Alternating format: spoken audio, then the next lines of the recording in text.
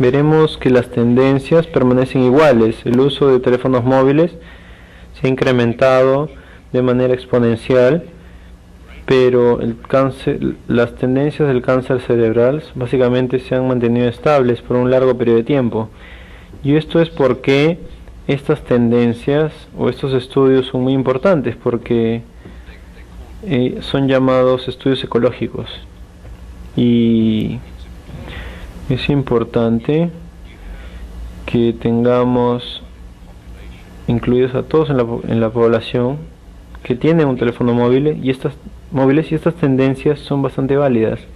Si es que solo algunas personas tuvieran teléfonos móviles, no podría haber una mayor incidencia de cáncer cerebral, pero si es que fuera causado por teléfonos móviles no la veríamos. Pero si es que todos tienen un teléfono móvil, entonces el análisis de tendencia que se realiza es válido. Y ahora estamos confiando más y más en estos análisis de tendencias, porque es muy difícil de medir la exposición de las personas. Así que si alguien o si es que surge algún estudio epidemiológico con un resultado que determina que hay un incremento en el cáncer cerebral, debemos analizar las tendencias en ese país para saber si es que está apoyada por ese resultado. Y este es el caso en el cual los estudios de Hadel no estaban respaldados por este tipo de evidencia. Y los registros de cánceres en Suiza es uno de los mejores en el mundo, de tal manera que este análisis de tendencias no permitían respaldar la tendencia de cáncer en ese país.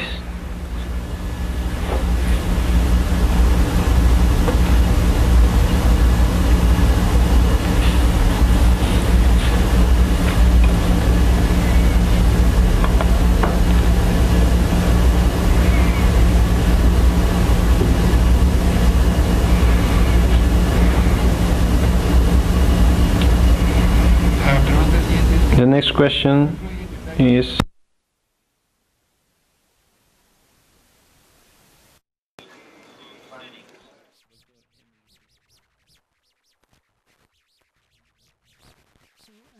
yes, I did mention the fact that we have a proyecto sobre el gas radón. Debo decir que esto es una fuente natural de radiación ionizante, que es bastante similar a la radiación no ionizante, ya que es un elemento carcinogénico clase 1 que tiene que ser clasificada como desde el 1980, y este gas proviene del suelo debajo de sus casas, emerge hacia su sótano y no tiene ningún olor, de tal manera que generalmente no se puede encontrar ese gas radón.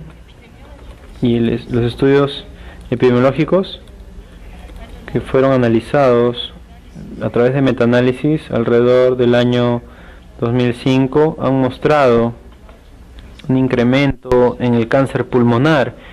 Realmente ahora se considera la segunda causa principal de cáncer pulmonar después del uso de cigarro.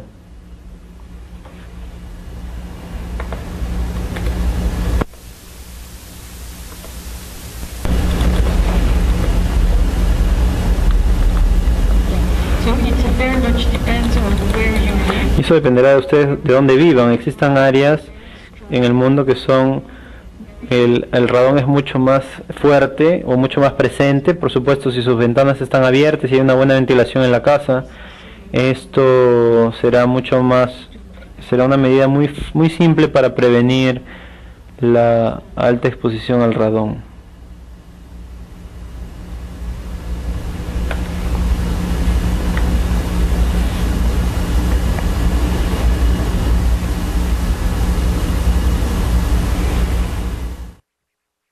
Seguimos con la ronda de preguntas a cargo de nuestros ponentes nacionales e internacionales. There is a question.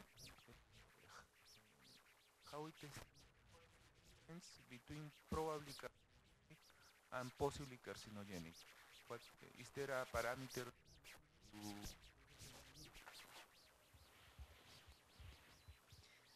Also a very good question. También es una muy buena pregunta. Y es bastante complicada poder entender desde el punto de vista de salud pública. Hay una diferencia entre posiblemente carcinogénico y probablemente carcinogénico dependiendo de la fuerza o el respaldo que tenga una investigación. Si es que sus estudios son realizados en animales y humanos y muestran la exposición que los sujetos sufren de cáncer, será un agente carcinogénico. Pero si es que ya sea los datos humanos o animales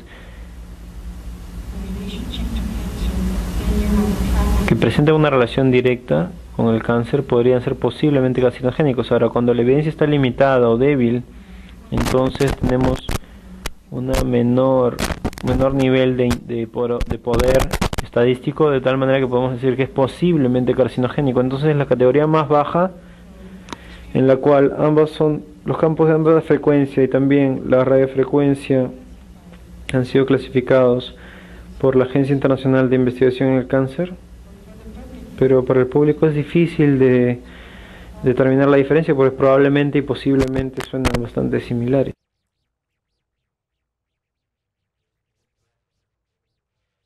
Para agregar un pequeño comentario, es desafortunado que la clasificación esté en términos verbales. Si estuviera en términos numéricos, sería, creo que, mucho más fácil de entender, como las datas de cambio climático, que dan un rango, un porcentaje que podrían ser, es decir, que la tendencia sea 99% o 90%, en algunos casos menos que eso.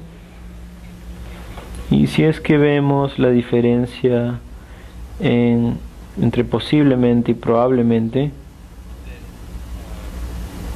entonces, para ponerlo en términos numéricos sería muy difícil, pero verdaderamente probablemente será mucho más del 50%, de repente 70% o una probabilidad de 80% de que sea carcinogénico.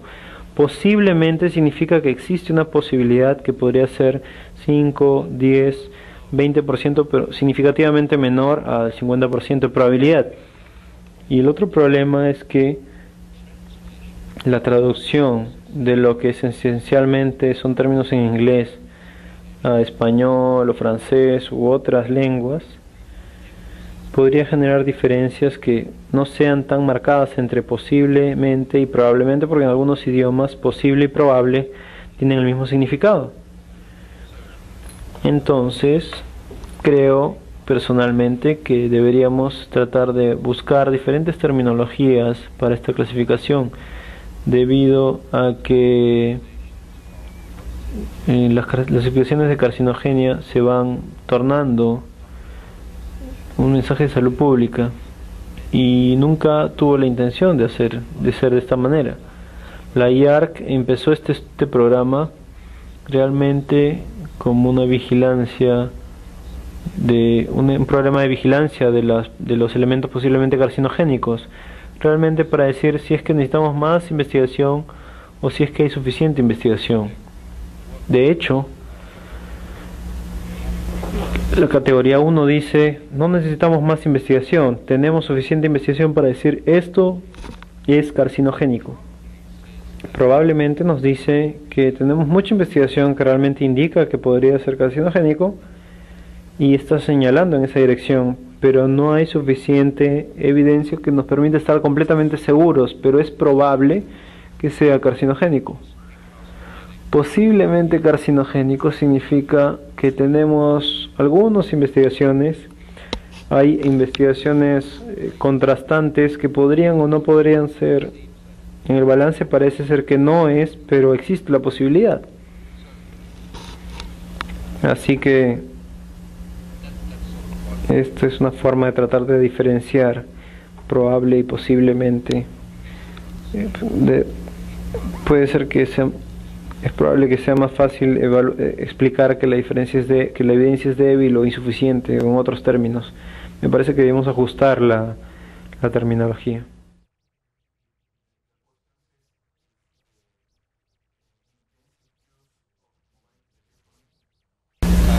Cause cancer. How much hours is intensive choose?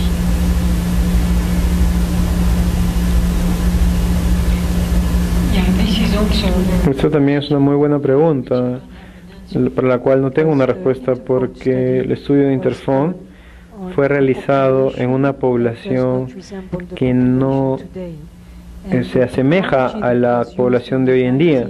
La tecnología en los 90 era muy distinta, la tecnología análoga es muy distinta a la que tenemos hoy en día en términos de radiación. Entonces la exposición a partir de esos dispositivos en ese momento no permitiría realizar una extrapolación en términos de números de horas que podríamos establecer hoy en día. Entonces los resultados del estudio de Interphone es que son momentos en los cuales los estudios de cohortes que el doctor Pacioli mencionó son muy importantes, porque tratamos de estar analizando el futuro siguiendo una población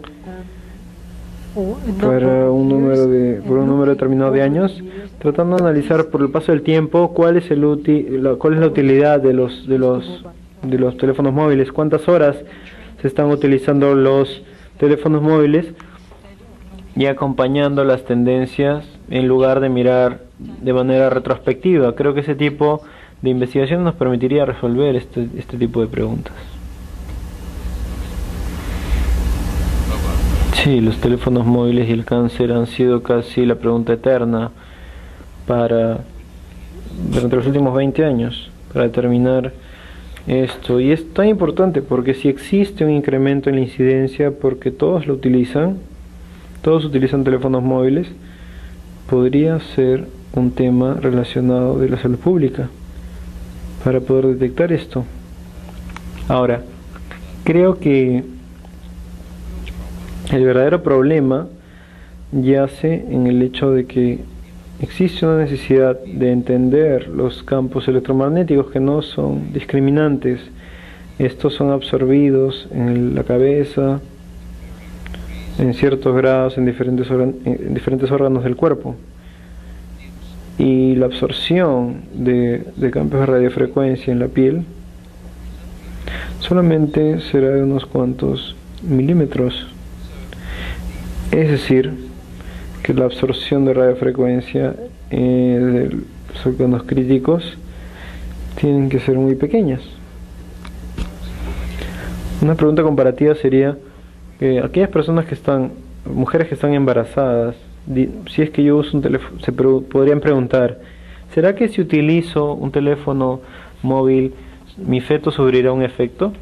El tema es que si utilizamos un teléfono móvil, la cantidad de absorción de la radiofrecuencia será bastante pequeña, casi no será cero, pero es extremadamente pequeño en el feto, así que la probabilidad de cualquier ocurrencia es bastante pequeña. De manera similar, tratando de pasar la radiofrecuencia a través del cráneo, la cantidad de energía que realmente es absorbida es bastante pequeña, así que la probabilidad desde un punto de vista físico-biológico será muy poco probable.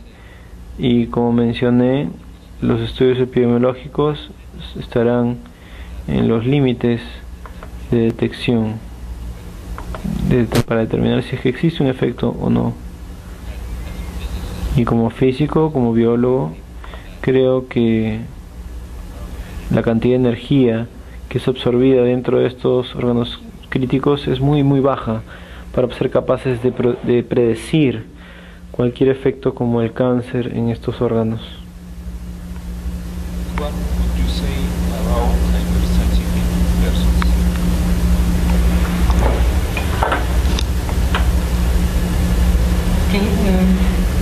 Bueno, probablemente yo pueda repetir lo que ya mencioné durante mi presentación.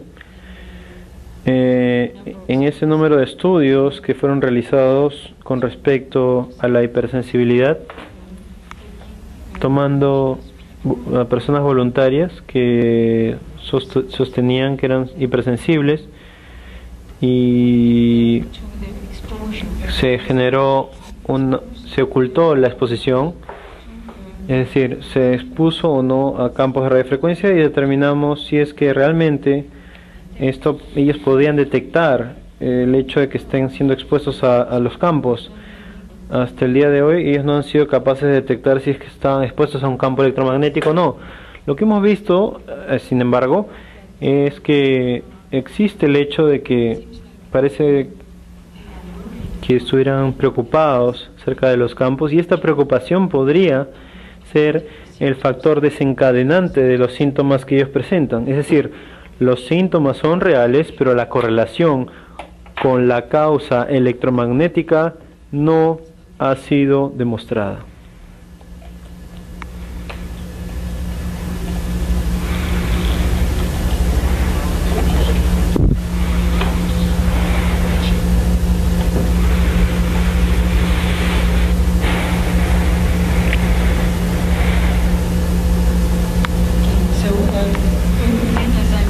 Nuevamente, como mencioné, en los últimos 10 a 15 años hemos visto un incremento en el uso de teléfonos móviles por adolescentes, jóvenes y también niños, y dependiendo del país, uno podría ver algunos niños que pueden tener 8 años que ya tienen un celular. Esto es porque estamos promoviendo investigaciones en estas áreas de manera muy energética en los últimos años, desde el 2004. Debido a que existen consideraciones éticas, no podemos realizar muchos estudios en estas poblaciones, estudios de laboratorio en niños, pero hemos promovido investigaciones en animales porque, por ejemplo, en ratones podemos realmente realizar altas exposiciones, podemos analizar la generación celular en animales. Con respecto a los niños, existen algunos estudios que se han realizado tratando de establecer una relación entre el uso de teléfonos móviles y los cambios en su forma de aprendizaje o desarrollo psicomotor. Existen alguna serie de estudios que han sido publicados al respecto. Y con respecto a las regulaciones, existen, por ejemplo, en Bélgica, hace 3 meses, en marzo,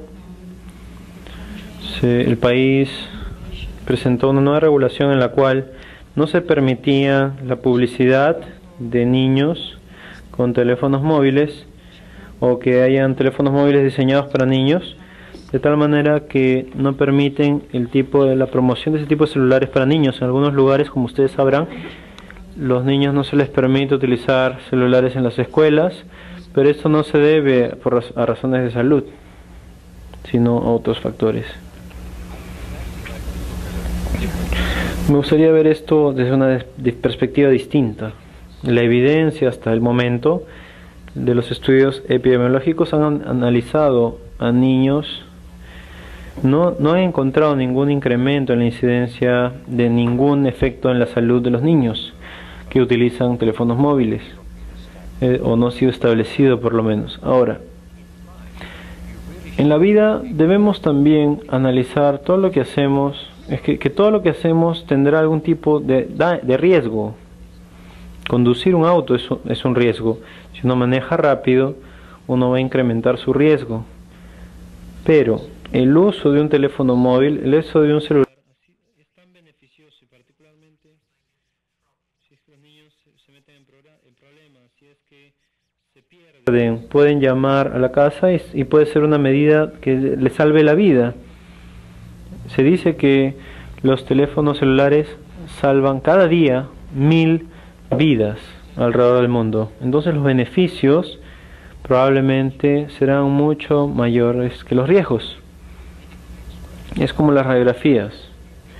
Uno va a un médico y sabe que va a recibir una radiografía si es que no se puede restablecer un diagnóstico simplemente con el examen clínico, que podría salvar su vida, pero estamos exponiéndonos a una fuente de radiación que podría generar cáncer, pero en este caso es un examen que podría salvarnos la vida. Entonces, la evaluación riesgo-beneficio que podríamos tener al recibir una radiografía será mucho más que el riesgo. Mucha gente se concentra en los efectos deleterios, pero no se olvidan de los beneficios. Entonces tenemos que realizar un análisis para ser capaces de ponernos en la situación en la cual tenemos una emergencia, que podemos utilizar el teléfono móvil y recibir ayuda inmediata o apoyo inmediato, o podríamos decir, bueno, en 20 años esto podría causar cáncer cerebral, así que mejor los eliminamos. El beneficio claramente supera los riesgos, y como todo en la vida tiene riesgos y beneficios, y debemos ser capaces de poder analizar si es que queremos utilizar una tecnología beneficiosa o preocuparnos por un pequeño detalle que probablemente podría suceder de todas formas.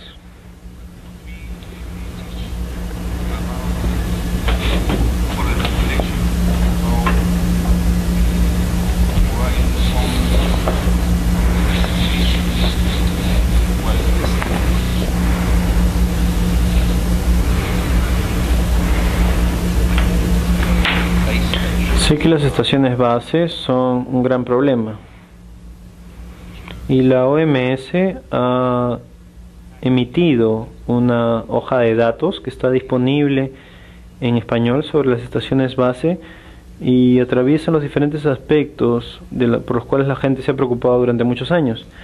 Por ejemplo, la gente dice, miren, en esta área existe un aglomerado de casos de cáncer, parece que hay más cáncer en esta área, o más casos de cáncer en esta área que está alrededor de la estación o la estación central de reproducción.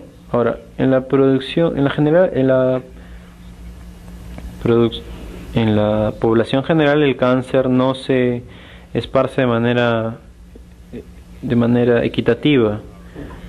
Las estaciones bases se están colocando en diferentes partes de la población, es decir, si hay más cáncer en una zona poblacional, es probable que exista una estación base en esa parte, pero habrá otra estación en otra zona y no habrá casuística de cáncer. No puede decir que el cáncer está causado por estaciones base.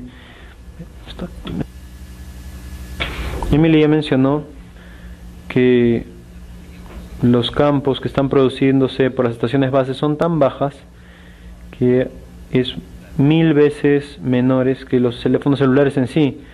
Es decir, los investigadores tienen mucho mayor interés en las exposiciones a teléfonos móviles que las estaciones base, porque hay mucha mayor exposición y probabilidad de estar mucho más dirigido hacia los órganos críticos del cerebro que podrían causar cáncer.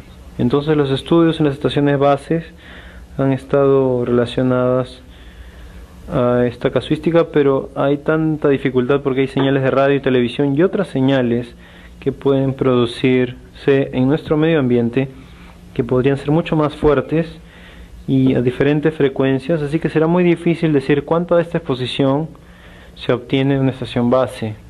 También, si es que se genera algún efecto, ¿cómo es que podríamos decir que proviene de la estación base y no de las señales de radio y televisión?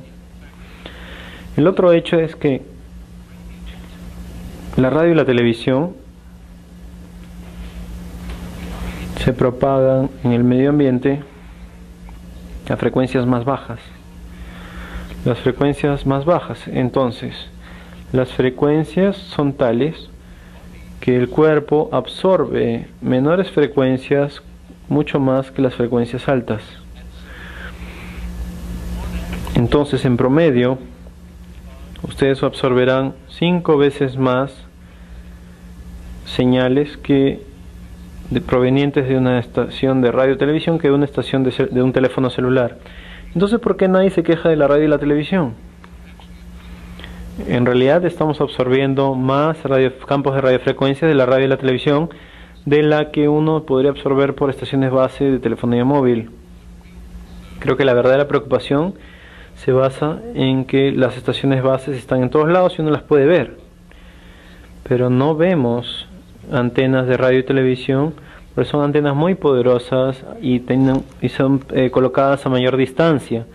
Y debido a que son antenas muy poderosas, aún están generando una emisión de ondas de radio que se absorben por el cuerpo humano en mayor proporción que las estaciones base de telefonía celular. Ya la radiación es significativamente mucho más baja que el límite máximo permisible para instalar antenas, lo que es otros parámetros que se estudian, pero esto se va a explicar en exposiciones posteriores. ¿Qué norma nacional e internacional las ampara? Bueno, como ustedes han podido escuchar, las normas nacionales se basan en estándares internacionales y en recomendaciones que se han hecho a través del ICNIR, la Comisión Internacional de Protección de Animales Ionizantes, y la Organización Mundial de la Salud. La norma peruana data desde el año 2003, es una de las más estrictas del mundo y una de las más antiguas en Latinoamérica, y que permanentemente se revisa. La última revisión fue precisamente en Lima, en diciembre del año 2003, o sea, hace unos cuantos meses atrás. Existe un perímetro establecido legalmente. Bueno, como lo he dicho, no hay un perímetro establecido legalmente. Lo que hay que hacer es, cuando las estaciones base tienen que tener protección para que la gente cuando se acerque no vaya a agarrar un cable y no se vaya a electrocutar, por eso están cercadas. Por lo menos tienen protección para evitar que la gente se introduzca dentro de las estaciones base. Esa es otra cosa. Pero no es por la radiación. Es por cualquier obra de ingeniería, tiene que tener sus recomendaciones de construcción. La evidencia científica es lo que ya se ha dicho. La evidencia científica para hacer recomendaciones es lo que la Organización Mundial de la Salud y muchas organizaciones dicen, es tener cuidado con el uso del teléfono celular. O sea, podemos usar hand-free, podemos usar manos libres, podemos estar cerca, hablar por teléfono en áreas de mejor cobertura, o sea, quiere decir donde hay más antenas. Mientras más cerca me pongo una antena, la emisión del teléfono en potencia va a ser mucho menor, por lo tanto se recomienda hablar en zonas de buena cobertura. Esto también se va a mencionar en las siguientes exposiciones. Hay algunas preguntas sobre información, y es cierto, la falta de información hace que la gente tenga dudas y que hay una percepción de riesgo mayor. Lo que se está tratando de hacer con estos foros y otros foros que se ha hecho es precisamente que la gente esté informada, y estamos tratando ahora de llevarlo por otros medios. No les miento, hemos invitado a más de 3.000, 4.000 personas y estamos ahorita en el auditorio más o menos 400 o 500. Es cierto que nos están viendo también por streaming y algunas informaciones por noticias, pero yo creo que el interés público debería ser basado en recibir también esta información, y es deber de los organismos del Estado y los organismos científicos como la Universidad de San Marcos o el Ministerio de Transportes y Comunicaciones tratar de difundir esta información trayendo especialistas de primer orden, y después esto lo vamos a replicar para que pueda ser esto manejado de una manera adecuada y que la información se transmita de manera adecuada y no sea usada por otros fines económicos o políticos. Y básicamente es todo. Con respecto a la distancia que debe haber de la estación base a la población, quisiera agregar que no hay recomendaciones con respecto a distancias. Lo único que debe hacerse es cumplir con los límites máximos permisibles, ¿no? Y de lo que hemos visto de las evaluaciones realizadas, a más de 2 metros ya se tienen 20% de los límites máximos permisibles en el caso de una estación o una macrocelda, ¿no? Entonces, no hay ninguna recomendación en cuanto a distancias. Después también, acá hay una pregunta con respecto a la distancia que debe existir de una antena base a otra, ¿no? Hay muchos documentos donde dicen que debe existir una distancia de unos 500 metros entre estación base y estación base. Eso es un problema tecnológico, va a depender de la cobertura que se necesite dar. Si hay más población a la cual dar el servicio, es necesario tener más estaciones bases, ¿no? Porque de lo contrario la calidad del servicio va a decaer y eso no va a implicar un mayor nivel. Tal como mencionó el ingeniero Orrego, se han hecho pruebas en Surco y en el RIMAC. Hemos terminado con nuestra ronda de preguntas. Por razones de tiempo me están informando que todas las preguntas serán colocadas en el portal de antenas.p.